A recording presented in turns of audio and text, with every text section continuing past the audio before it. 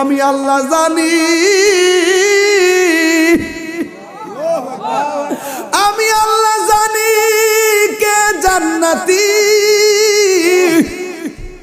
আমি আল্লাহ জানি কে জাহান্নামী। ও আল্লাহ, আমি জানি কার নেকি কয়টা, আমি জানি কার প্রতি কয়টা। এরপর আমি আল্লাহ মিজানটা নামু, মিজানটা নামু। এমন একটা সুন্দর জায়গায় আমি আল্লাহ কাউরে আনি না, আপনারে আনছি। এখানে এসে আপনার উম্মতরে আপনি বলেন না, দুনিয়াতে যাওয়ার সময় উম্মতরে বলেন না, আসার সময় উম্মতরে বলেন না, পাথর আঘাত খাইও নবী উম্মতরে বলেন না। কেন তাহিরি নবী নবী করে, কেন নালা দুঃখিনীর মানুষ নবী নবী করে? আমি তায়েফের জমিনে নিজে যাইয়া দেখেছি, নবীরে যে পাথর মারছিল পিঠের মধ্যে রক্ত মোবারকে লাল বানাইছে, একটা পাথর মধ্যে নবী হেলান দিয়া বসছে। ওই পাথরটা আমি নিজে যাইয়া দেখেছি তায়েফের জমিনে, এখনো পাথরের মধ্যে আমার নবীর রক্ত মোবারক লেগে আছে। ও বন্ধুরে, আমার নবী সেই পাথর আঘাত খাইয়া উম্মতি উম্মতি বলে কাঁদছেন। সেখানে আনন্দের সময় মেরাজ, আল্লাহর দিদারে নবী যাবে। ওই জায়গার মধ্যে গেলে তো আনন্দের কোনো সীমা নাই। সেই জায়গার মধ্যে যাইয়া আমার নবী উম্মতের জন্য কান্দে।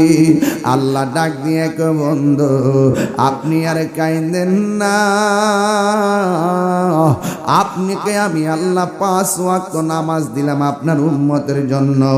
আপনার উম্মতের যাইয়া বলবেন, এরা যদি নিয়মিত 5 ওয়াক্ত নামাজ পড়ে, আমি আল্লাহ কথা দিলাম যে এই 17টা জায়গায় এসে গুইরা গুইরা উম্মতের স্মরণ করছেন। বন্ধু কেন আপনি কান্দেন? নবীর কান্না বন্ধ হয় না। নবীর সান্ত্বনা দেওয়ার জন্য আরেকটা সুন্দর জায়গায় নিলেন, সেখানেও নবীর কান্না বন্ধ হয় না। ও আমার নালা দক্ষিণের মা গো, ও মা, আসল নায়রের বাড়ি স্বামীর বাড়ি না, আসল নায়রের বাড়ি হলো অন্ধকার কবর। কথা কোন ঠিক কিনা? এই জন্য দুনিয়ার রঙের গুড়া দৌড়ায় না গো মা। তোমার মতো কত মা সন্তান ফালাইয়া, স্বামী ফালাইয়া, সংসার ফালাইয়া কবরে একলা একলা পইরা রইছে, কিন্তু বাড়িতে আসার কোনো সুযোগ নাই। আমার নবী গো, আল্লাহ গো, এত সুন্দর জায়গা তুমি আমার দেখাইলা, 1টা 2টা 3টা 4টা 5টা 6টা, আমার আল্লাহ নবীর 17টা জায়গায় ঘুরাইয়া, এরপরও নবীর চোখের কান্নার পানি মুবারক বন্ধ হয় না। ও বন্ধু, শেষ পর্যন্ত আল্লাহ ডাক দিয়া কয়, বন্ধু গো, কেন আপনি চোখের পানি ফালাইয়া কান্দেন? আমার নবী বলে, ও আল্লাহ, 1,24,000 পয়গম্বর নাকি এত সুন্দর জায়গা দেখে নাই। আমি নবী দেখছি, তারপর আমি আনন্দিত হইতে পারতেছি না, কি তা করতাম গো? ও আল্লাহ, আমি দি খুশি হইতে পারতেছি না। আল্লাহ কই, বন্ধু কেন? কই, আমার উম্মত তো এত সুন্দর জায়গা দেখে নাই, এই জন্য আমি এত সুন্দর জায়গাতে আইসা আমার উম্মতের আমার মনে পড়ে গেছে। আল্লাহ ডাক দিয়ে কই, বন্ধু রে,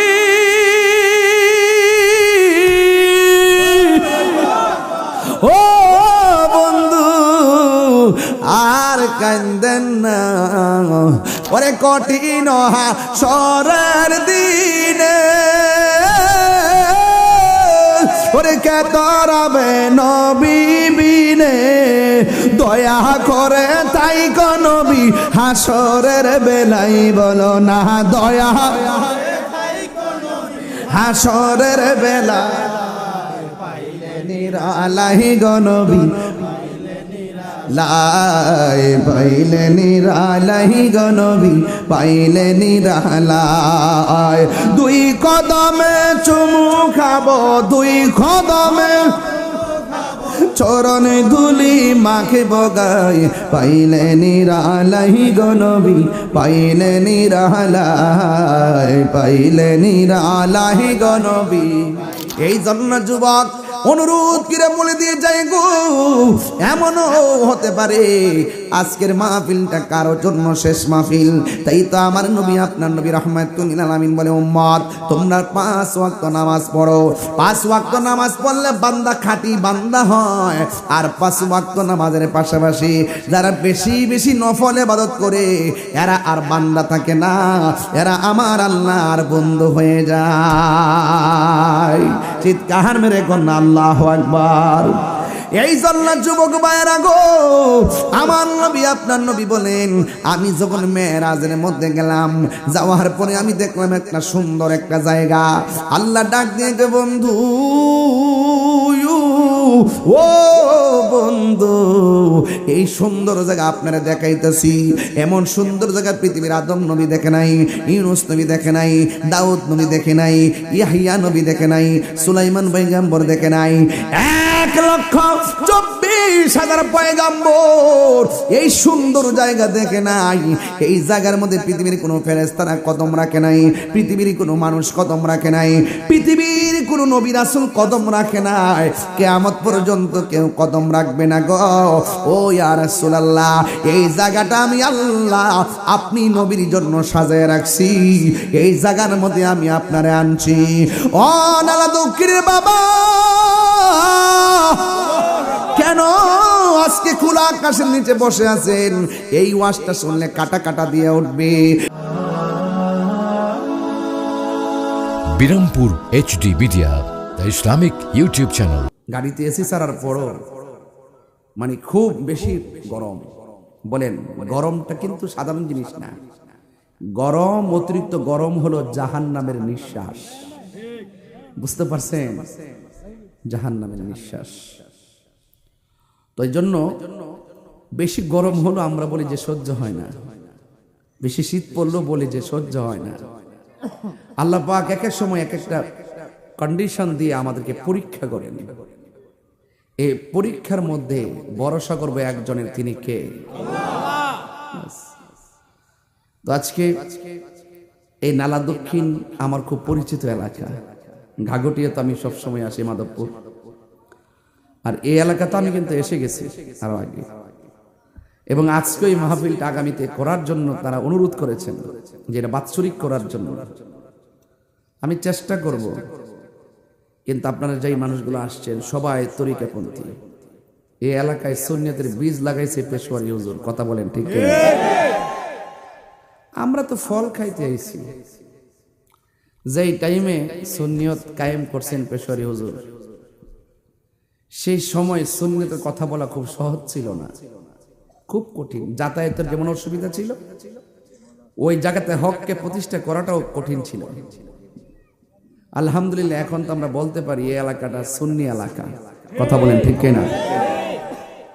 সব মিলিয়ে আজকে যারা এসেছেন, পাশে গুরুস্থান, আপনারা বলেন আসল ঘরের নাম কি, বিল্ডিং না কবর? আপনার টিনের ঘরের চাল যদি একটু ফুটো হয়ে যায়, আপনি এটা একটা উপাদান দিয়ে বন্ধ করে দিবেন। কেন?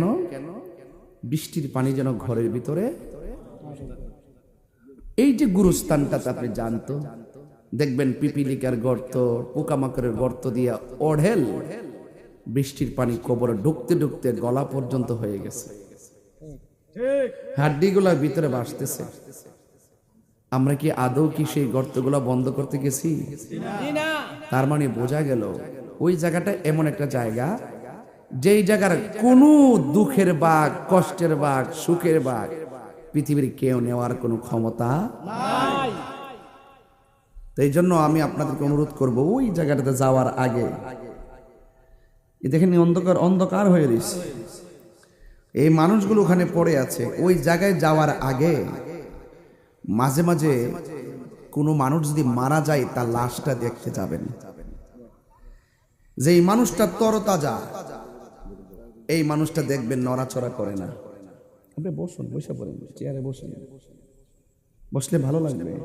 বাবা আপনারা একটু বসুন, চেয়ারে বসেন, আর নাইলে সামনে যায় বসেন, সামনে যায় বসুন,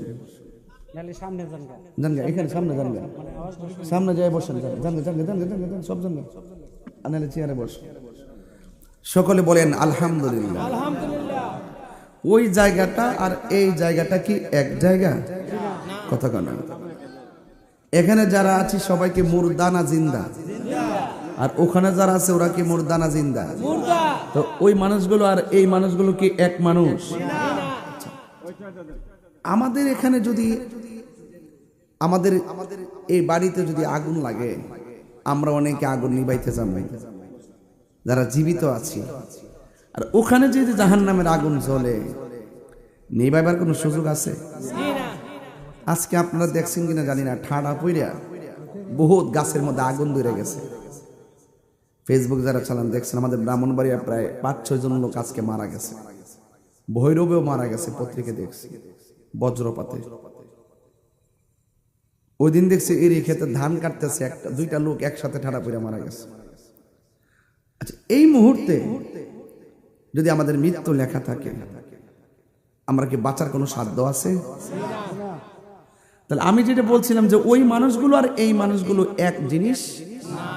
আল্লাহ পাক কোরআনে বলছেন, ওয়ামা ইয়াস্তাবিল আহইয়াউ ওয়ালাল আমওয়াত।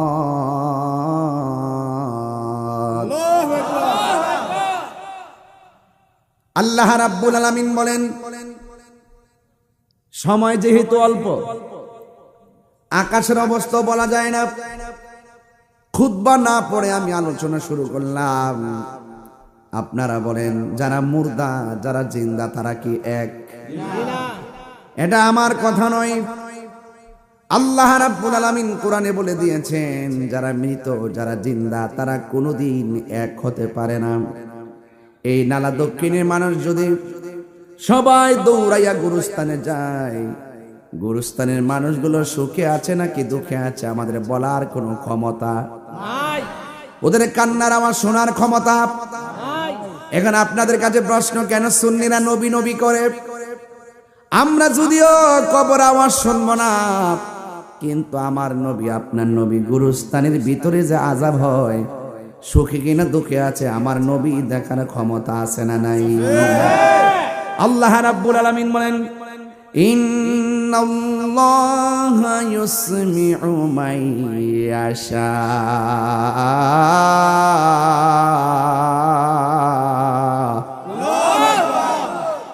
নিশ্চয়ই আল্লাহ রাব্বুল আলামিন যাকে ইচ্ছা করেন তাকে কবরের আযাব দেখার ক্ষমতা দান করেন। আপনারা জবান খুলে বলেন, আমার নবী দেখার ক্ষমতা আছে না নাই? আমার নবী আপনার নবী রাহমাতুল লিল আলামিন একদিন গুরুস্থানে গেল, যাইয়া দেখেন 2টা কবরে আযাব হচ্ছে। নবীকে জিজ্ঞাসা করে, ইয়া রাসূলুল্লাহ দাঁড়ালেন কেন? আমার নবী বলেন, সাহাবীরা রে, আমি নবী দেখতেছি 2টা কবরের ভিতরে আযাব হইতেছে। শুধু ঘটনা শুনলেন না, ঘটনা সবাই জানে। এখানে একটা আকীদা লুকায়িত আছে, আকীদা। ফাউন্ডেশন মজবুত হইলে ছাদ দিতে পারবেন, আর ফাউন্ডেশন মজবুত না হইলে ছাদ দেওয়া যাইতো না, ভাঙ্গে লইয়া পড়বেন। ঈমান তাজা না হয়, আকীদা তাজা না হয়, আমল ঘাটতি ঘাটতি পরিমাণ